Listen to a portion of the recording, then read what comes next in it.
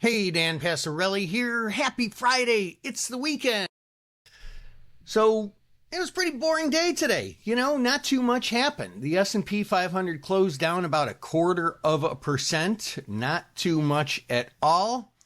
Boring day, especially considering not only was it a regular monthly expiration Friday, but it was a triple witching, which always comes on the March, June, September, December quarterly expiration.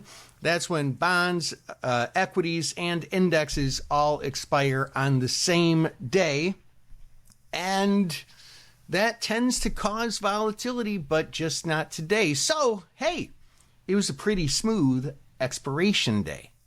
Now, I kind of like that on the monthly expirations because these monthly expirations give a good opportunity for rolling, because there are some stocks that don't have weeklies and they only have monthlies, and so those don't come due until the regular Friday expiration. So just so many more options that I'm doing covered calls, cash secured puts on, the longer term trades come due once a month. And that's great. This was that month. So I had some great rolling opportunities. And on top of that, sometimes I will trade some less liquid options for covered calls and cash secured puts.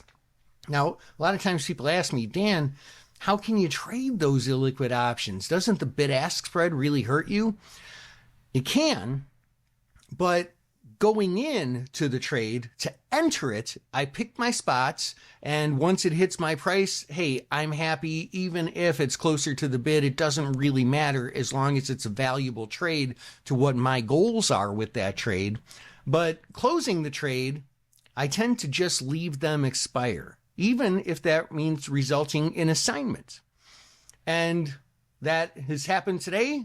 Some of the illiquid ones I just simply didn't touch, and I'm taking assignment actually on a couple of them.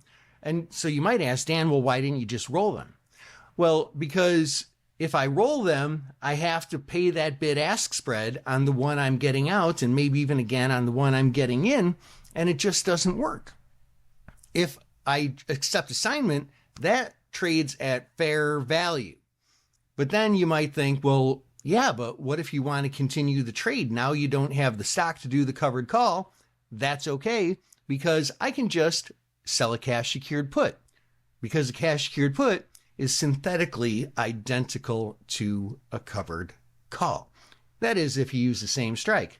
But if I choose a lower strike, I might have some scalping opportunities that'll further improve the trade.